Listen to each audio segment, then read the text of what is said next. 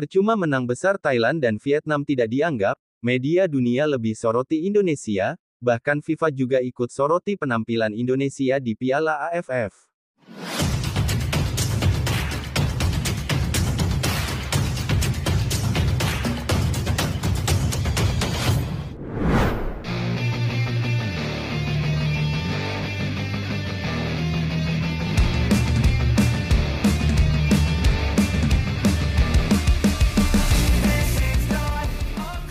Peningkatan performa yang ditunjukkan Indonesia khususnya di timnas senior, benar-benar membuat media-media asing kini gencar menyoroti tiap hal yang berkaitan dengan tim Garuda, termasuk di gelaran AFF, yang mana Indonesia mampu membuat heboh ketika Indonesia pede menurunkan skuad U22, dan yang mengejutkan lagi tim muda yang ibaratnya baru dibentuk itu mampu mengalahkan Myanmar yang pakai skuad terbaik, ditambah main di kandang sendiri. Walaupun skornya cuma 1-0,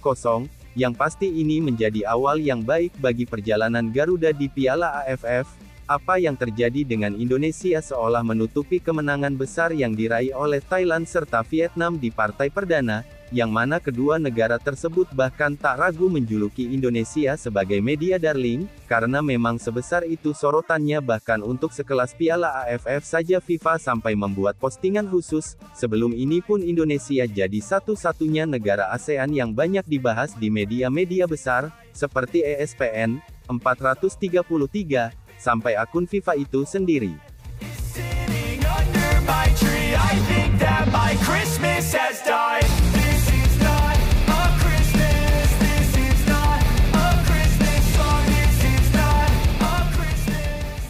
Secara level memang harus diakui kalau Indonesia udah bisa bersaing di level Asia, yang mana itu dibuktikan dengan performa Indonesia di round 3 kualifikasi Piala Dunia ataupun Piala Asia, meskipun masih banyak beberapa kekurangan, namun yang jelas ketika melawan tim dengan nama besar, para pemain Indonesia sudah tidak lagi yang namanya jiper-jiperan, pokoknya siapapun lawannya gas saja, masalah hasil itu belakangan. Mindset seperti itulah yang sejatinya membawa dampak besar, bahkan hingga ke lingkup sepak bola domestik. Pemain-pemain yang tumbuh besar di liga lokal, paling tidak secara mental mereka sudah sadar untuk tidak takut lagi yang namanya bersaing, barulah kalau mental sudah terbentuk, skill pun pelan-pelan bisa dikembangkan seperti apa yang terjadi dengan timnas U22 rasa senior di Piala AFF 2024, ketika para pemain muda ini sama sekali tidak gentar walaupun harus berhadapan dengan pemain yang levelnya senior. Memang di awal-awal grogi itu wajar mengingat ini adalah laga perdana,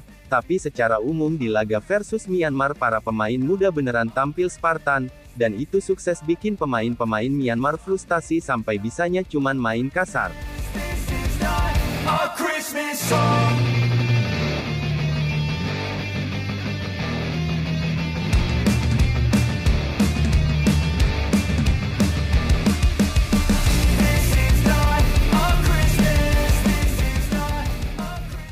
Mentalitas yang terbentuk juga tidak bisa kita lepaskan dari keberadaan pemain-pemain dalam tanda kutip senior di tim. Pemain-pemain seperti Asnawi, Rafael Struijk, Pratama Arhan, hingga Muhammad Ferrar, benar-benar menunjukkan kalau mereka mentalnya sudah level Asia, sehingga itu mampu mendongkrak serta memacu para pemain muda yang ada untuk tidak takut berduel dan sebagainya. Dan seperti yang kita lihat pemain-pemain seperti Kadek Arel, Doni Tripamungkas, Victor Detan, hingga Arkan Fikri sekalipun bisa tampil lepas di sepanjang laga, khususnya babak kedua, dengan kekuatan mental yang semakin oke harapannya di pertandingan selanjutnya tim ini bisa makin pede, apalagi di match kedua saat bersua Laos Indonesia akan bertindak sebagai tuan rumah, dan itu bisa jadi kesempatan bagi mereka untuk tampil lebih baik, serta membuktikan kalau kemarin itu cuman grogi saja, sehingga beberapa kali terjadi kesalahan elementer atau miskomunikasi.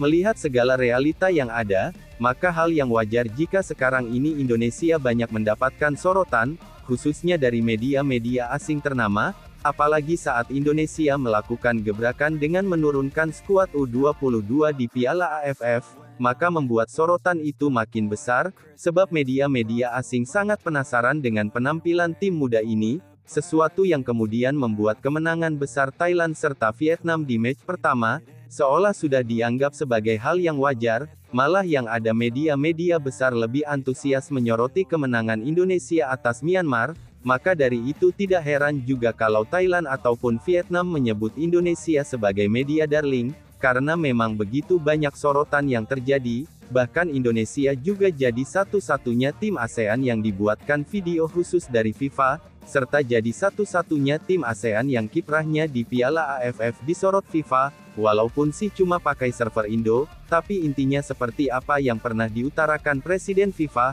kalau Indonesia memang jadi negara yang paling seksi di kawasan Asia, dan tidak kebayang akan seperti apa kegilaannya kalau semisal tim Garuda mampu lolos ke Piala Dunia 2026. Di sisi lain perihal penampilan perdana timnas di Piala AFF 2024, Coach Shin sendiri menyebut kalau apa yang diperlihatkan para pemainnya secara umum sudah melebihi ekspektasinya, dan ia memaklumi kalau di babak pertama para pemainnya tampil seperti grogi, karena memang semua laga perdana tidak akan ada yang berjalan mudah, maka dari itu Coach Shin benar-benar mengapresiasi kerja keras semua pemain, yang sudah berjuang meraih poin di partai pertama ini. Setiap pertandingan pembuka selalu sulit, para pemain bermain lebih dari yang saya harapkan dalam pertandingan ini, dan kami berhasil meraih 3 poin, kemenangan ini merupakan satu kebahagiaan bagi tim, terima kasih kepada para pemain, Myanmar juga merupakan tim yang bagus, dan mereka bermain sebaik mungkin, ucap Coach Shin dikutip dari Gol. Sementara itu menurut pelatih Myanmar, Myo Laing Win, salah satu kunci sukses timnas Indonesia menang pada laga Piala AFF 2024, adalah karena perubahan yang dilakukan oleh Coach Shin Taeyong di babak kedua, masuknya Asnawi, Rafael, Robbie Darwish, sampai Victor Detan, benar-benar membuat permainan tim Garuda jadi lebih tertata, sehingga Myanmar walaupun tampil dengan skuad terbaik, tidak bisa mengimbangi permainan Indonesia di babak kedua melawan adik-adik Garuda yang imut-imut ini. Dalam sepak bola, jika ada tim yang tidak mencetak gol yang seharusnya mereka lakukan, tim itu akan kalah. Timnas Indonesia punya pemain cadangan yang lebih bagus daripada kami kalah di pertandingan pertama, tapi kami akan mempersiapkan diri dengan baik untuk melawan Filipina, ujar Laing Win dikutip dari MNF.